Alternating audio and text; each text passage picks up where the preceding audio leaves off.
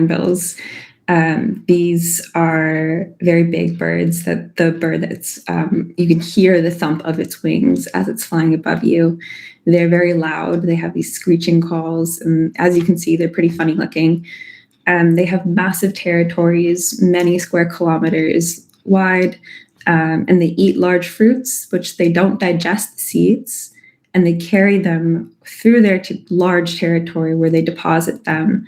And that's why they're often called the farmers of the forest, because they're very important for the regeneration of a lot of these tree species. And this is just a fun fact, but you might have noticed that in both of those photos, there's two hornbills of the same species. And this is because, unlike most birds, hornbills actually do mate for life, and they can live 35 to 40 years in the wild. And they have this really, really crazy breeding strategy where the female will find a cavity in a very large old tree, and then she'll go into the tree and she'll seal herself inside. And then she sheds all of her feathers and lays her eggs. So you can imagine sitting in the tree naked. And she stays there for months. And the male comes and brings her food and pokes it through a small slit in the tree. And so this means that hornbills depend on these really large old trees. They also need vast areas of intact forest.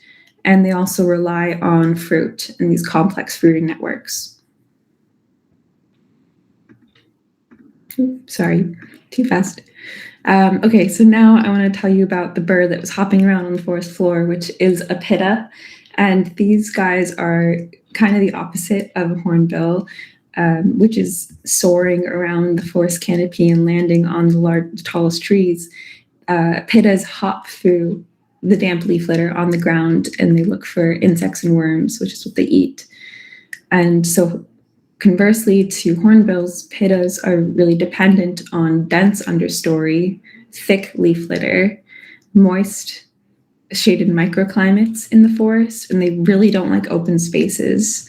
So even like a small gap in the trees where the sun is coming through, they just will not cross it. Go next. Okay, so how did these birds come to be? Tropical forests historically have very stable temperatures. They have very consistent sunlight and high rainfall. So all of that together makes it so that there are high rates of nutrient cycling and plant growth. And so the species that live here, they don't need to adapt to extreme temperatures. And then there's also these forests that are so tall, have many layers of the canopy, and sunlight is able to reach these layers in different ways. And this is all creating very specialized habitats. And so over millions and millions of years, you have really long periods of evolutionary development, and species might have very bright colors, such as the pittas, or they might have very distinct ways they eat. And this is a Bornean magpie. Where they live, this is a broadbill, and then how they breed, which is an example, is the hornbill, which I showed you. Now, tropical forests are changing for many reasons, and I'm going to cover just two of these today, which are selective logging and climate change. And for both of these, I'm going to talk about what we currently know and what questions remain, and then where my research fits in. So I'll go through what is the threat, how is the avian community affected by this threat, and then what questions are there and how my research is going to fill these gaps.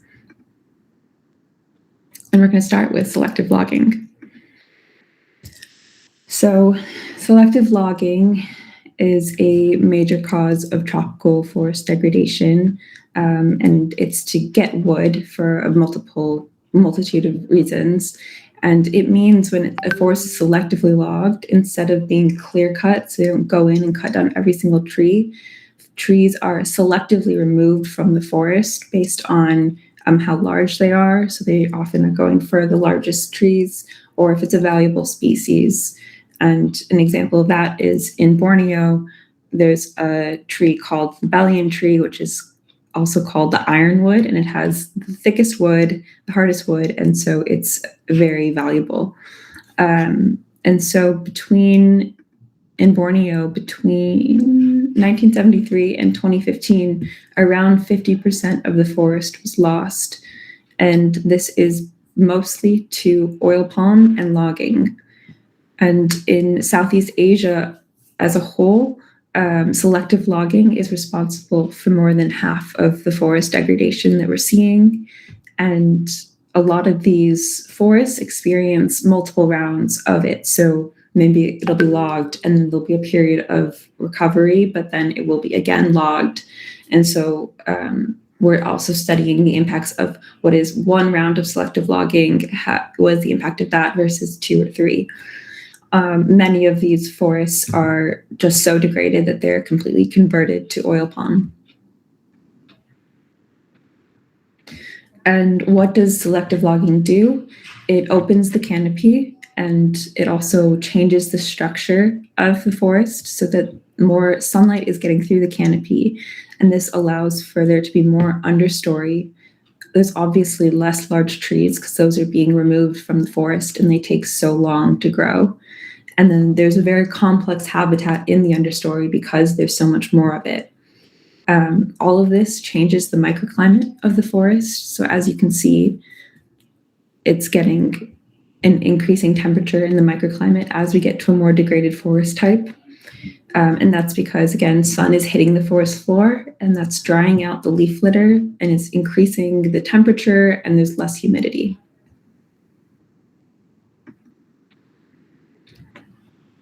So this is an example of an avian community that might exist in a primary lowland Borneo forest. So you can see that we have the pittas and the hornbills, and these are called specialists because they have very specific habitats or diets, and so are the broadbills here. A lot of the more beautiful birds that we have are actually specialists. And then we have the little spider hunter and the yellow-bellied bulbul, and these are called generalists because they are able to adapt to many different types of environments. And then this is an idea of what might happen to the avian community when there's an increase in the intensity of logging. So as you can see here, there are many of the species that are in this community are still here, and logged forests do actually retain around 75% of the same species as primary forests. But you can see that while the diversity might not be that different, there's a big difference in the community composition here. So, for example, we have with the specialists that I was talking about, hornbills, which perch in the tallest trees and they breed in the large tree cavities, they're going to completely disappear. And pittas might also decline depending on the severity of the logging, especially because as more sunlight reaches the forest floor, that's really not good for their preferred habitat.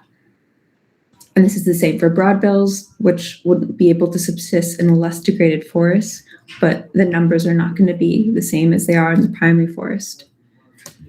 And then on the other hand, we have these generalist species, and we're actually going to see an increase in these. So the little spider hunter and the yellow-bellied bulbul, they are really comfortable near the forest edges and in disturbed areas. And for them, actually, there's a more complex canopy structure because there's more understory, and this is going to open up space for multiple birds because it's going to reduce the competition from the primary forest. So yeah, just to recap, I know there's a lot going on this slide, but logged forests are going to have less specialists and more generalists and just higher abundance. Okay, so we're going to go back to the forest now, and I'm going to take you with me to check the nets in this video, which I thought would be kind of fun. And I'm going to tell you about my research while you watch this. Watch me take a leaf out of the net. So many of these past studies are looking at one point in time to understand the difference in the avian community and also looking at the traits of the birds between the logged and the primary forest. But we really don't have very much long-term data in the tropics to tell us about these patterns through time. and if forest communities are actually slowly recovering. We also don't know what species are doing well, and we don't know why. And so that is what my research is looking at. So I am continuing a data set that started in 2014, and we have been misnetting in the logged and the primary forest in Borneo. And so we have 6 plots. All of them kind of look like this one here. 3 in the logged forest, 3 in the primary forest. And we have 3 transects, as you can see, and each one of these has 15 nets. So we'll have 45 nets up at one time. And when birds fly into the nets, we take them out, we measure them, we record some data, we put a ring on their ankle, and then we release them completely unharmed. And then we actually are able to catch a lot of the same birds over and over in different years. And that can give us a lot of data about survival for that species. So this project is actually the longest running study of its type in the region, and these projects are very, very rare across the tropics. And through time, I'm going to be using this data to look at how the community is changing through time. I'm also going to ask about the underlying factors of why the avian community is changing. And this is going to be about vital rates. So, for example, if a bird is doing really well in a logged forest, is it because it has a really high survival rate, or is it reproducing really well in this forest type? And then going even further, I can ask, what are the traits of the species that are surviving or reproducing? Maybe it's surviving really well because of its diet, and the logged forest might have more fruit because of the understory or something like this. So yeah, that's kind of the chain of thinking. And now, so that's selective logging, but I'm going to switch gears and talk about climate change. And I'm going to cover these same questions. So what is the threat of climate change? How is the avian community being affected? What questions are there? And then what is my research? So this map shows you how the understory forest temperature has changed in the last 30 years across the global tropics. And the darker colors are indicating that there's more change. So you can see here in the Amazon basin, there's a lot of change in the microclimate. And remember, tropical forests have evolved with very little seasonality in terms of temperature.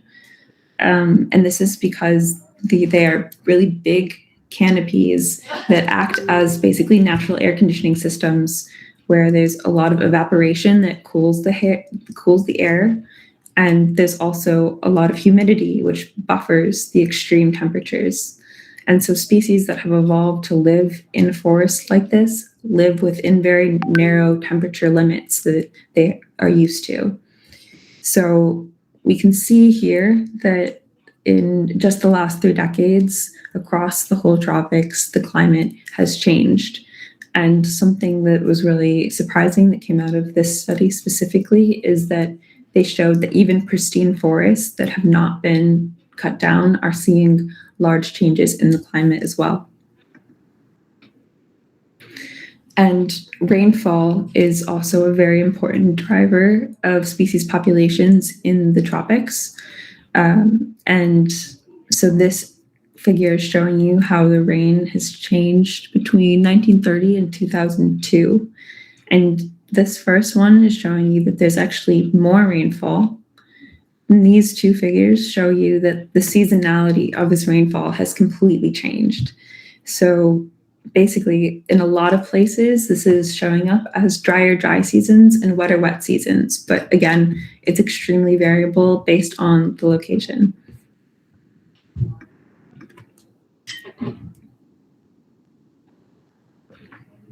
And so the impact on birds is actually already being felt from this.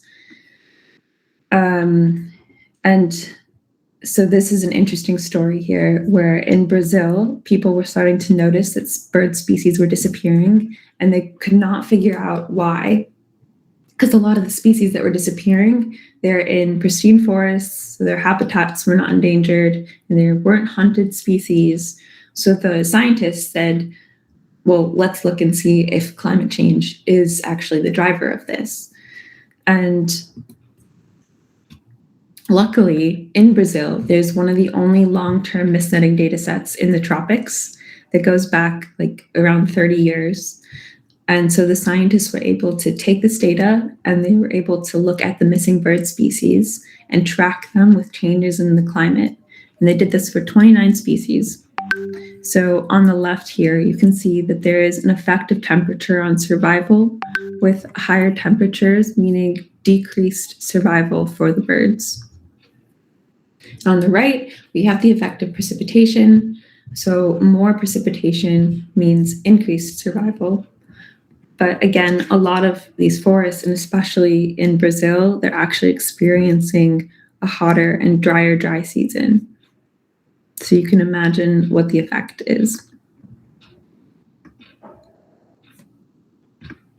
Okay, so we're going to go now from Brazil back to Borneo.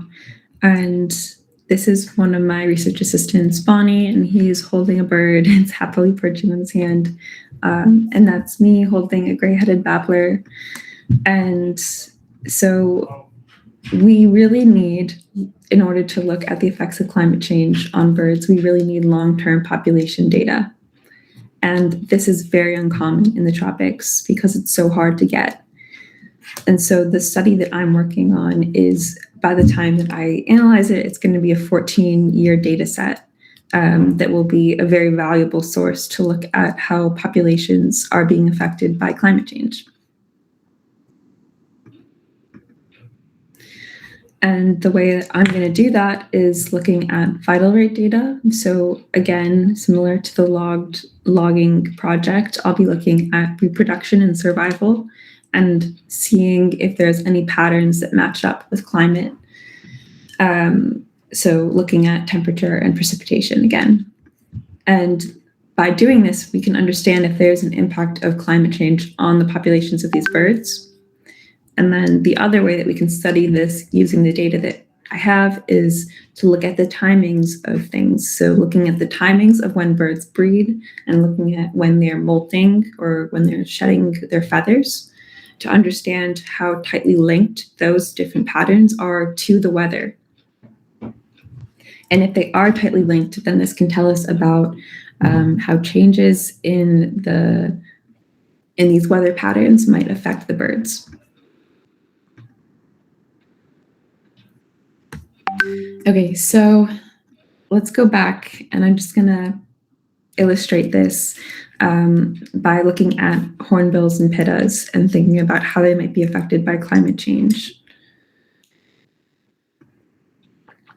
So we really don't know much actually about pittas' responses yet.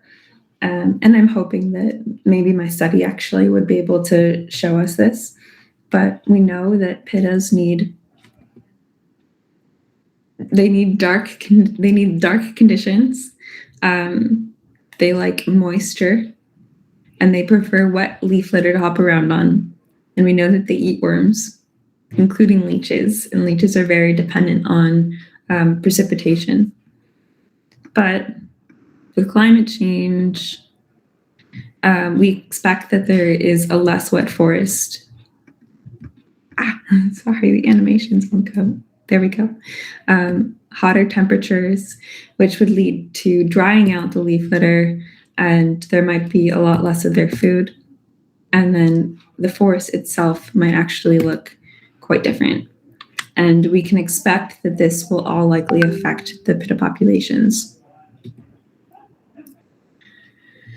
Now, to go to hornbills, we actually do know about how they are affected by climate change. And I don't have any fun animations for this because it is actually a bit of a sad story. Hornbills are large birds, and large birds are very bad at dissipating heat. And so the larger the body size, the more affected that species is by hotter temperatures. And scientists are actually finding that hornbills are not able to breed successfully in higher temperatures from climate change. And so climate change is actually a major driver of population decline for hornbills. So now just to think about the fact that we have climate change and selective logging, and those are two threats that I just described to you, but these are not threats that are happening in an isolated way in the forest. So one forest is experiencing both of these threats at the same time. And we think that this combination is bad. So I'm just going to talk you through what we can imagine here. So we know that logging opens the gaps in the canopy so that more sunlight can hit the forest floor, and this changes the microclimate. And then we add on hotter temperatures, and we also have to add on the more unpredictable seasonality in the rainfall. And potentially these degraded forests are getting even drier, and they have less shade from the big trees in the canopy. We really just don't know very much about the combined impact of both of these threats, and it's important that we do study it, but we think that it's probably not good.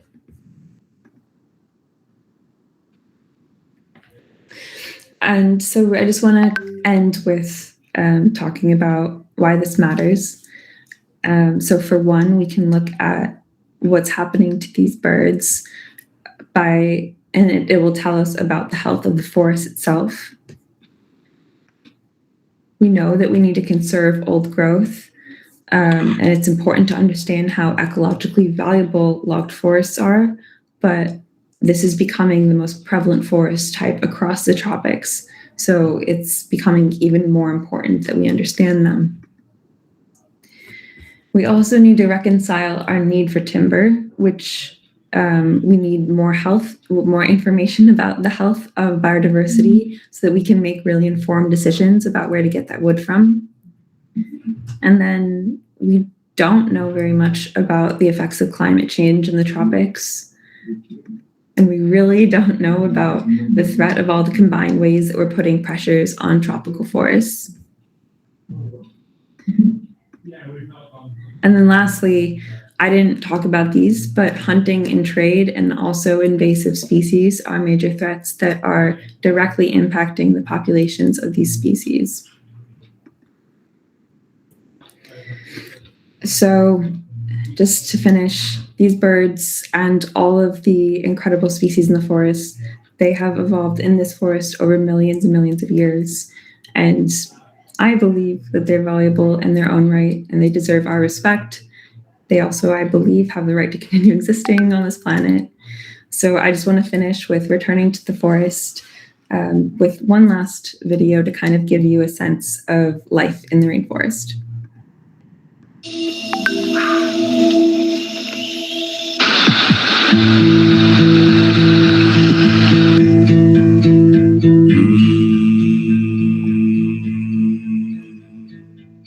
I've played the teacher, the preacher, guru, maintaining posture, separating me and you, as if the thoughts of God were mine to speak. I've listened with an agenda so I could prove all of the shit I believe to be true, just to hide the fear of being weak. Burn the scorecards, balance out the scales. We are one when distracted by our differences. Underneath what's detectable with eyes, every particle's vibrating with the same light.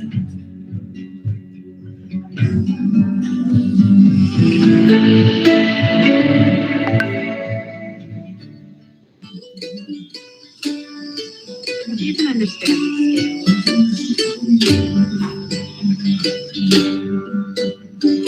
scale.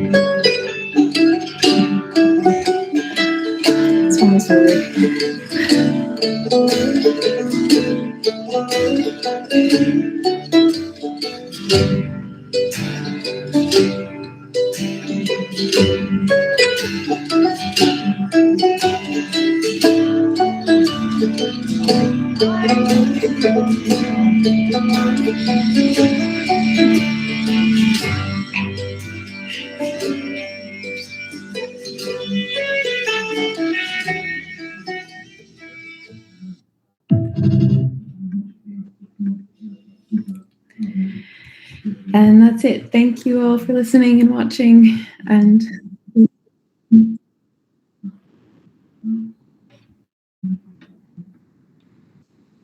yes.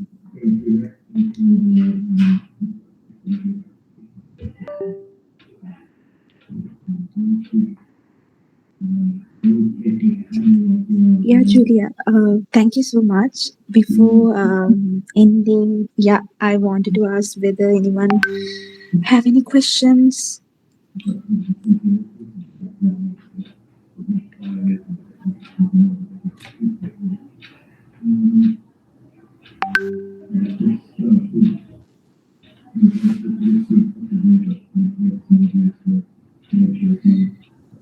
Again, Julia, what was this forest? Like you're doing the field visits?